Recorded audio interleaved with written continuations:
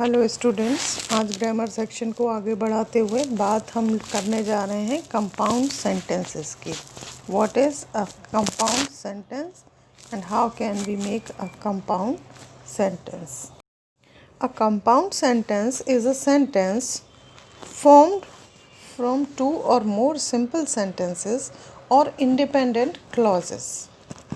For example, Megan cut the wood and ran stacked it. एक compound sentence जो है वो बनता है दो या दो से अधिक सिंपल सेंटेंसेस को मिला करके, या दो सेंटेंसेस को ना मिला करके दो इंडिपेंडेंट क्लॉजेस को जब हम जोड़ देते हैं तो एक कंपाउंड सेंटेंस हम फॉर्म कर सकते हैं। नीचे एग्जाम्पल में जो लिखा है, पहला है मैगन कट द वुड। ये अपने आप में एक कंप्लीट क्लॉज है। दूसरा है रियान स्टैक्ड इट। ये भी अपने आप में कंप्लीट है, और इन दोनों को जो हमने जोड़ा है वो एक एंड के साथ जोड़ा है, और इस तरीके से इन दो इंडिपेंडेंट क्लॉजेस को या दो सेंटेंसेस को एक साथ जोड़ के हमने ये कंपाउंड सेंटेंस जो है बनाया है। Now we will talk about three methods of forming compound sentences. There are three ways of joining independent clauses into a compound sentences. तीन तरीके होते हैं जिनसे हम इंडिपेंडेंट क्लॉजेस को जोड़ करके एक कंपाउंड सेंटेंस बनाते हैं। पहली जो तरीका है, मेथड है, with a coordinating conjunction. Coordinating conjunctions बताया था आपको। एक फैन बॉय एक वर्ड मैंने यूज़ किया था जो कि 7 शब्दों से मिल करके बना था। उसको रिमाइंड करने के लिए ये बताया गया था कि एज अ फैन बॉय इसको आप याद कर लीजिए टर्म को। तो ये जो 7 तरीके के कोऑर्डिनेटिंग कंजंक्शंस हैं, इनका प्रयोग करके हम जो है एक कंपाउंड सेंटेंस बना सकते हैं। विद अ सेमीकोलन, सेमीकोलन जो मार्क होता है, डॉट और नीचे कॉमा, इसको यूज़ करके हम कंपाउंड सेंटेंस का प्रयोग बना सकते हैं।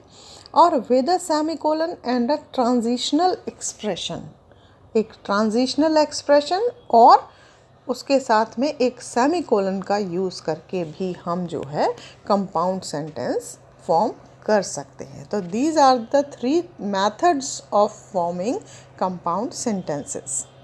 Now I will elaborate method 1। Use a comma and a coordinating conjunction. Independent clause, उसके साथ में जो है प्रयोग करेंगे कॉमा का और कोऑर्डिनेटिंग कंजंक्शन का। You can use a comma and a coordinating conjunction as mentioned CC to join two or more independent clauses into a compound sentences. जब भी हम एक कंपाउंड सेंटेंस को बनाने जा रहे हैं तो हम जो है एक कॉमा का प्रयोग करके कोऑर्डिनेटिंग कंजंक्शन को लगा करके दो सेंटेंस को, दो इंडिपेंडेंट क्लॉजेस को जोड़ सकते हैं। A coordinating conjunction is one of the fan boys.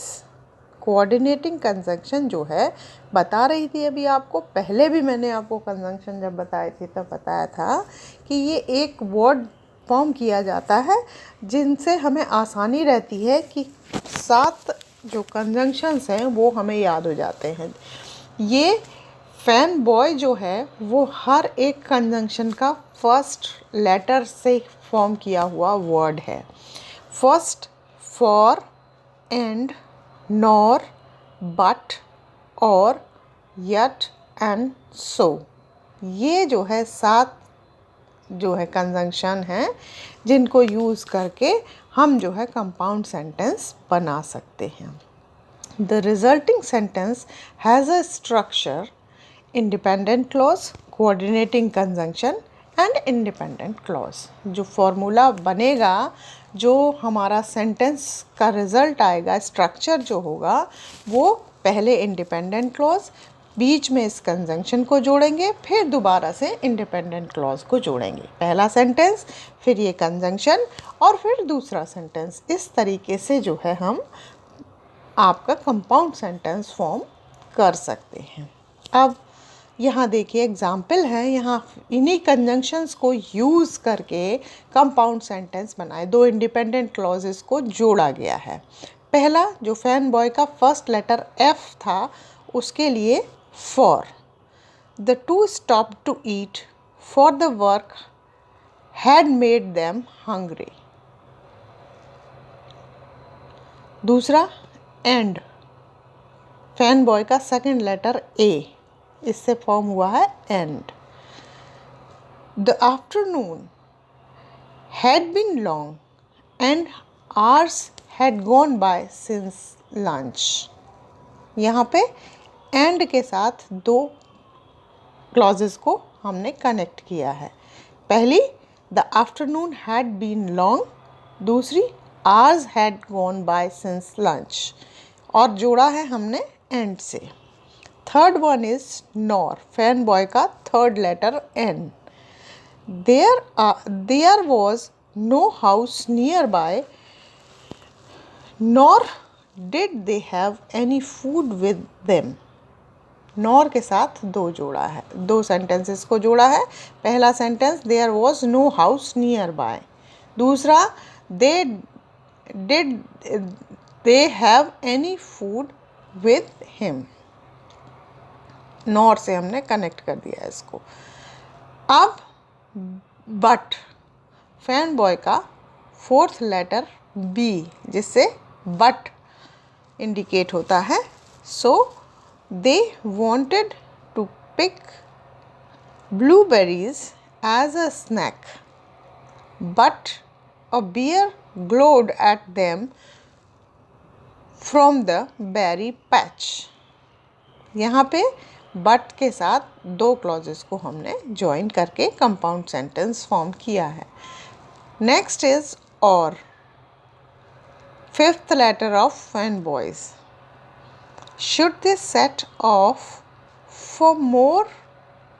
For home now or should they decide to work a little longer. दो सेंटेंस, पहला है should they set off for home now, और उसके बाद should they decide to work a little longer. इसको or से connect कर दिया है हमने। तो पहली इंडिपेंडेंट क्लॉज, देन आपका कोऑर्डिनेटिंग कंजंक्शन, देन फिर independent clause. Next word is yet. ये कंजंक्शन जो है, देखिए फैन बॉयज का सिक्स्थ लेटर Y, इसको इंडिकेट करने के, येट को ही इंडिकेट करता है, that Y. There was still work to do yet they needed to rest and eat. यहाँ येट से दो सेंटेंसेस को जोड़ा है। पहला है there was still work to do, और उसके बाद सेकंड सेंटेंस है they needed to rest and eat. इन दोनों सेंटेंस को एक बनाने के लिए केवल हमने कोऑर्डिनेटिंग कंजंक्शन येट का प्रयोग कर दिया है। Last letter of fan boys is S, and S indicates conjunction so. They were starving and exhausted, so they went home. पहला सेंटेंस है they were starving and exhausted, और दूसरा they went home। दोनों को ज्वाइन करने के लिए हमने so कंजंक्शन को यूज़ किया है, और इस तरीके से ये कंपाउंड सेंटेंस बनाया गया। तो मेथड 1 में इन फैन बॉयज़ को कोऑर्डिनेटिंग कंजंक्शन को यूज़ किया जाता है बीच में, दोनों इंडिपेंडेंट क्लॉजेस के बीच में हम इसको कोऑर्डिनेटिंग कंजंक्शन को यूज़ करते हैं और हम कंपाउंड सेंटेंस बनाते हैं। अब हमारे द्वारा अमूमन कुछ गलतियां हो जाया करती हैं, और उन गलतियों को जब भी हम कंपाउंड सेंटेंस बनाएंगे तो कैसे उन गलतियों को अवॉइड करेंगे या रिमूव करेंगे।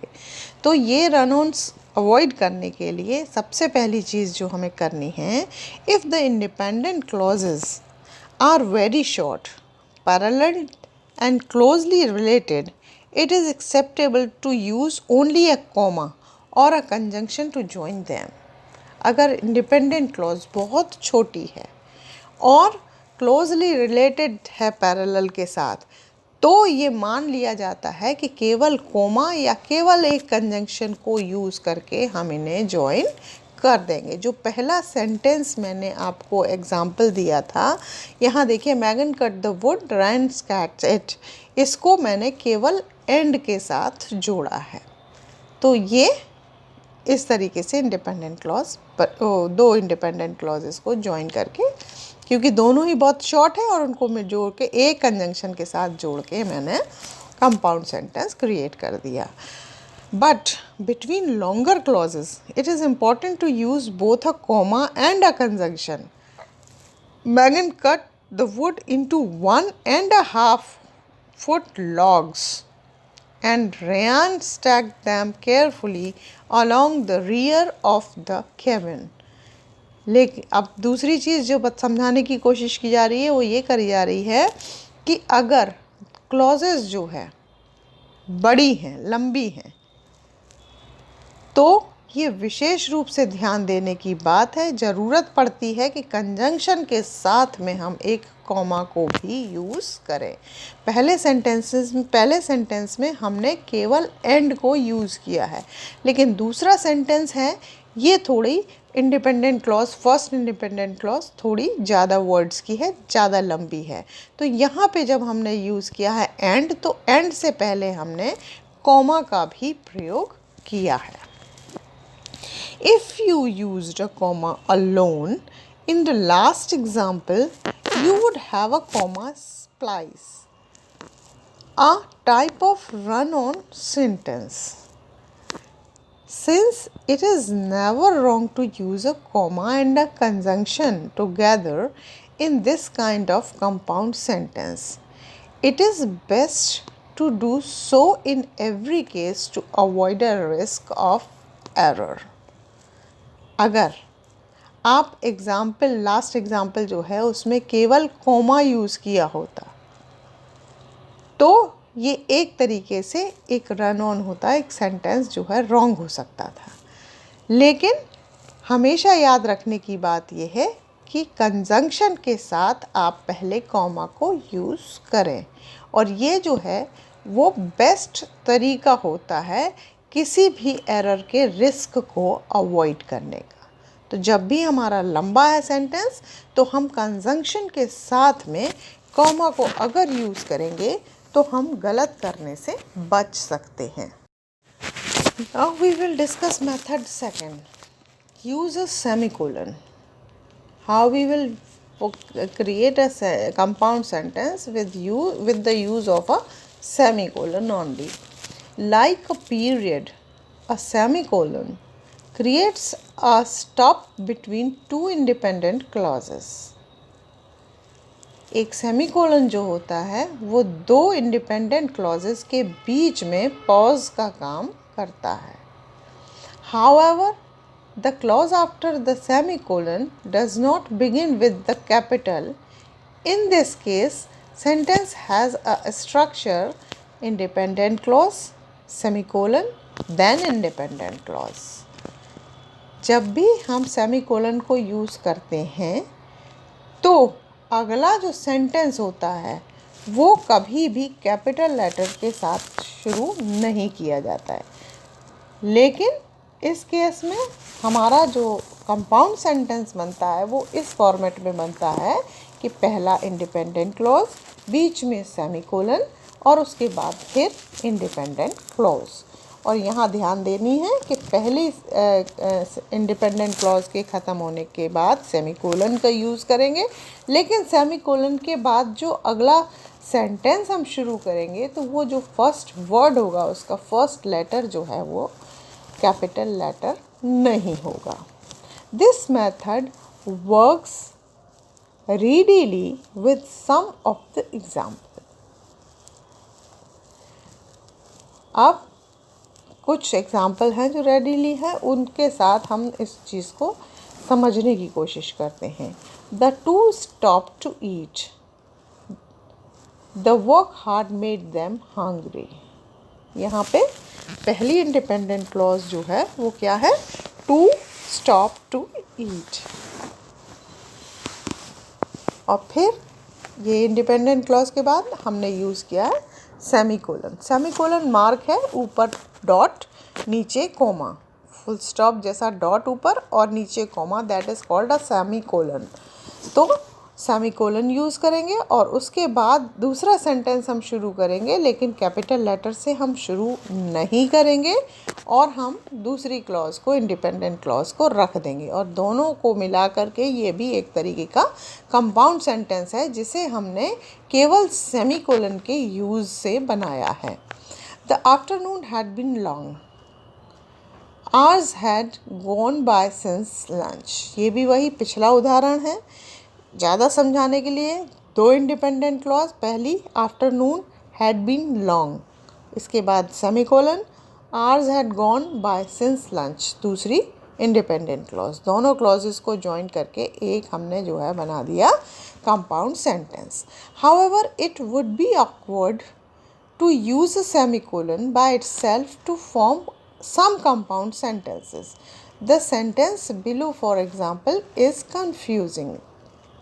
कभी कभी जो है केवल सेमीकोलन को यूज़ करके बड़ी ऑकवर्ड सी स्थिति हो जाती है, कंपाउंड सेंटेंस कंप्लीट नहीं समझ में आता है। कुछ एग्जांपल्स जो नीचे दिए हैं ये इनकरेक्ट सेंटेंसेस हैं जो हम कभी कभी गलती कर देते हैं। पहला सेंटेंस है there was still work to do, फिर colon they needed to rest and eat.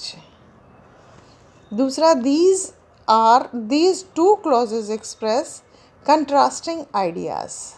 तो देखो contrasting ideas हैं।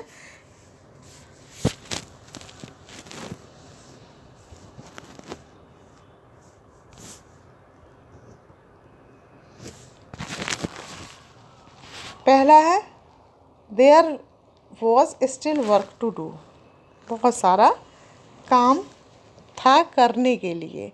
और दूसरी चीज़ क्या है? दे नीडेड रेस्ट एंड ईट, उनको ज़रूरत थी रेस्ट करने की और खाना खाने की। तो ये जो कंट्रास्ट है, तो जब हम दो बातें करते हैं और दोनों ही कंट्रास्टिंग आइडियाज़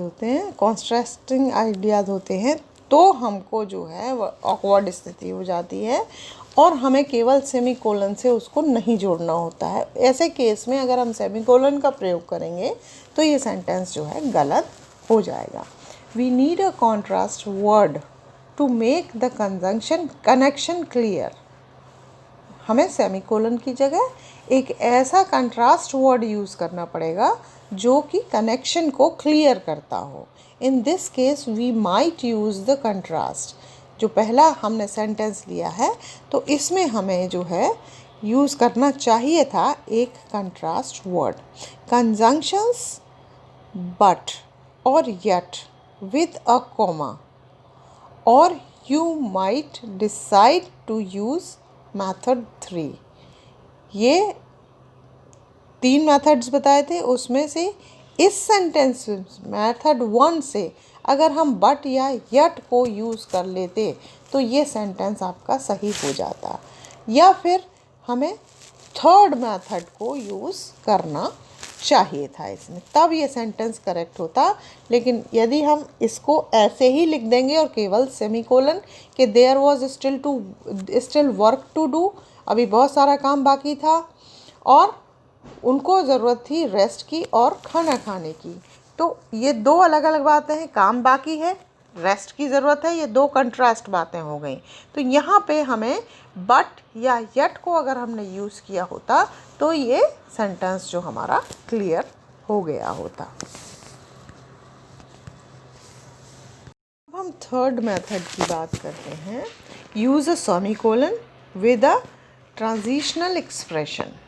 ये जो बनेगा, a transitional expression is a word or a phrase that shows the relationship between two ideas.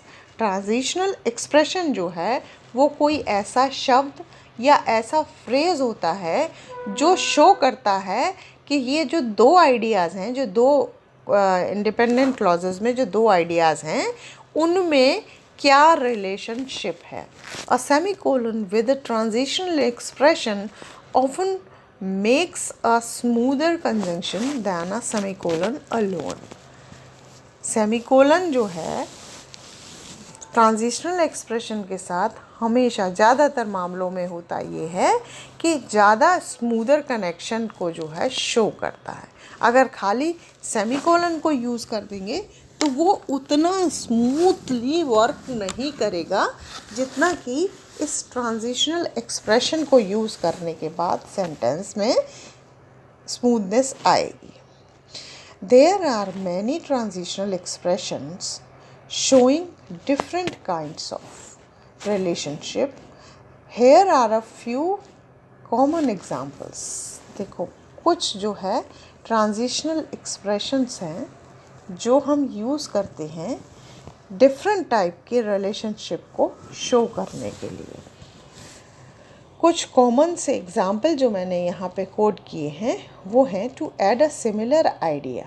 जब हम सिमिलर आइडिया को ऐड करना होता है तो हम यूज़ करते हैं also, in addition and more over.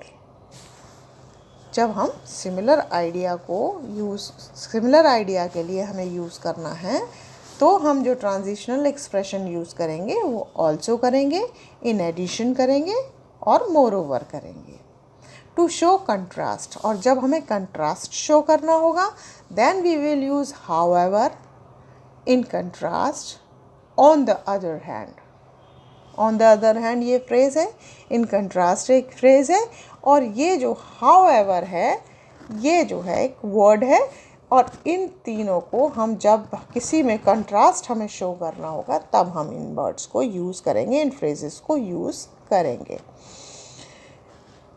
अब टू इंडिकेट अ रिज़ल्ट, किसी का परिणाम अगर हमें दर्शाना है तो हम जो है फ्रेजेस और वर्ड यूज़ करेंगे वो होंगे देयरफॉर, एज अ रिज़ल्ट और कॉन्सिक्वेंटली. ये तीन वर्ड्स जो है हम रिज़ल्ट को शो करने के लिए मेंशन करेंगे. टू इंट्रोड्यूस एन एग्ज़ाम्पल, किसी एग्ज़ाम्पल उदाहरण देने वाली बात करनी है अगर हमें तो हम यूज़ करेंगे for example and for instance. To list point in order, order को शो करने के लिए, लिस्ट में ऑर्डर शो करने के लिए हम यूज़ करते हैं फर्स्ट, सेकंड, थर्ड, ये नंबर्स हैं, और उसके बाद नेक्स्ट एंड देन. ये हम लिस्ट में ऑर्डर को पॉइंट आउट करने के लिए यूज़ करते हैं.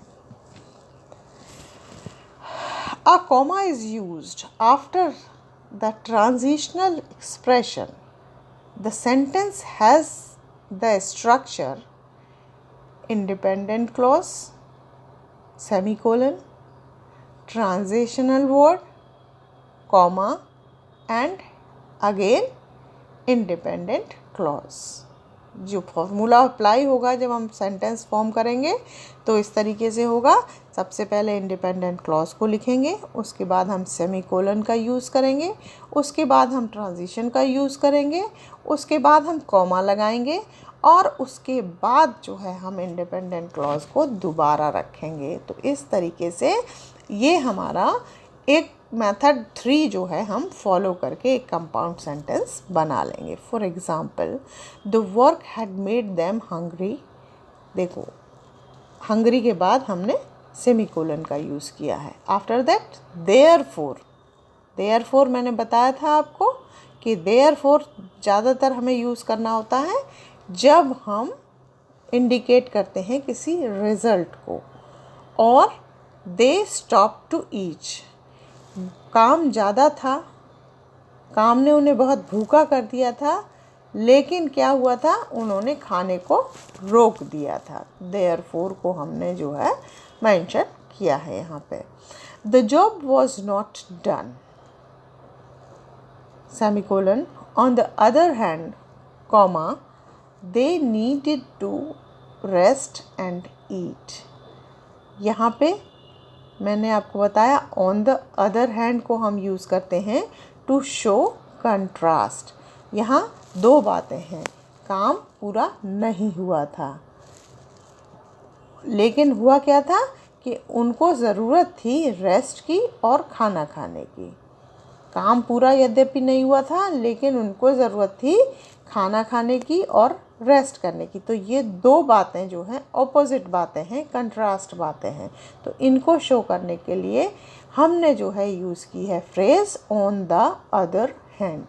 तो the job was not done semicolon, on the other hand comma they needed to rest and eat. यहाँ हर जगह सेकेंड क्लॉज जो हम यूज़ कर रहे हैं, कहीं पे भी हमने कैपिटल लेटर से स्टार्ट नहीं की है। तो इस तरीके से हम फॉलो करेंगे अपना मेथड नंबर 3, जिसमें हम सेमीकोलन के साथ में ट्रांजिशनल एक्सप्रेशन को यूज़ करेंगे एक कंपाउंड सेंटेंस को फॉर्म करने के लिए। अब हमें रन-ऑन्स को अवॉइड करने के लिए क्या करना है, अब ये भी समझ लीजिए कैसे हम गलतियां करते हैं और कैसे हमें अवॉइड करने हैं ये रन-ऑन्स जो हैं। Keep in mind that the transitional expression is not a conjunction. It doesn't join sentences grammatically.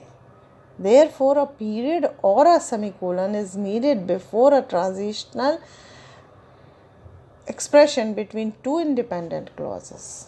इस बात को ध्यान रखने की ज़रूरत है कि ये जो ट्रांजिशनल एक्सप्रेशन जो होता है वो कंजंक्शन नहीं होता है। इसलिए ग्रामेटिकली अगर हम केवल ट्रांजिशनल एक्सप्रेशन को लिखेंगे तो वो सेंटेंस जो है वो गलत हो जाएगा। इसीलिए हमें ध्यान रखना होता है कि सेमीकोलन का प्रयोग और कॉमा का प्रयोग करना होता है इस ट्रांजिशनल एक्सप्रेशन के साथ। ट्रांजिशनल एक्सप्रेशन और बीच में लगाएंगे हम दोनों इंडिपेंडेंट क्लॉजेस के बीच में, लेकिन उससे पहले हम सेमीकोलन और इसके बाद में हम कॉमा का यूज़ करेंगे। They wanted to pick blueberries as a snack. However, a bear growled at them from the berry patch. अब यहाँ देखिए, हमने अगर इस सेंटेंस को विदाउट सेमीकोलन यूज़ किया, केवल हमने ट्रांजिशनल वो लगा दिया, एक्सप्रेशन को यूज़ कर दिया, तो ये सेंटेंस गलत हो जाएगा। इसीलिए हम जब लिखेंगे तो हमें इसको लिखना होगा they wanted to pick a blueberries as a snack. यहाँ पे हमें सेमीकोलन यूज़ करना पड़ेगा, then we will use that however, that is the transitional expression. उसके बाद कॉमा यूज़ करके a bear growled at them from the berry patch, ये sentence correct हो जाएगा। If you use a comma instead of a period or a semicolon, you will have a comma splice run on. अगर हम जो हमें pause लेना है जहाँ पे, वहाँ पे हम सेमीकोलन का यूज़ नहीं करते हैं, तो हमें हम क्या करेंगे, केवल कॉमा यूज़ कर लेंगे, तो वहाँ पे जो है ये सेंटेंस हमारा गलत हो जाएगा, रॉन्ग हो जाएगा। They wanted to pick blueberries as a snack, केवल हमने कॉमा यूज़ किया अगर, तो ये सेंटेंस जो है वो गलत हो जाएगा। Be careful to avoid this type of run on, it is a very common error. इसलिए हमें प्रोसेस पूरा वो करना है और जो हमें दिया गया है तरीका, उसी तरीके से हमें सेंटेंस को राइट डाउन करना, अदरवाइज़ ये सेंटेंस जो है वो ग्रामेटिकली जो है वो करेक्ट नहीं कहलाएगा। तो ये सारे तरीके हो गए जिससे कि हम एक कंपाउंड सेंटेंस को बना सकते हैं। याद रखिए, दो इंडिपेंडेंट क्लॉजेस को जब हमें जोड़ना है और जोड़ करके एक कंपाउंड सेंटेंस फॉर्म करना है, तो इन 3 मेथड्स को फॉलो करके हम कंपाउंड सेंटेंस बना सकते हैं। तीनों मेथड बताए मैंने। First method using fan boys. Fan boys एक वर्ड है जो 7 शब्दों का एक शॉर्ट फॉर्म है। उसके बाद दूसरा सेमीकोलन का यूज़ करके, और थर्ड जो है वो सेमीकोलन के साथ ट्रांजिशनल एक्सप्रेशन को यूज़ करके हम कंपाउंड सेंटेंस फॉर्म कर सकते हैं। तो ये आपका कंपाउंड सेंटेंस बनाने के तरीके यहाँ पर कंप्लीट हो गए हैं। इसके साथ एक्सरसाइज सेंड कर रही हूँ। एक्सरसाइज आप जो है अपनी कॉपी में लिख लें, इसको करने की कोशिश करें। Thank you.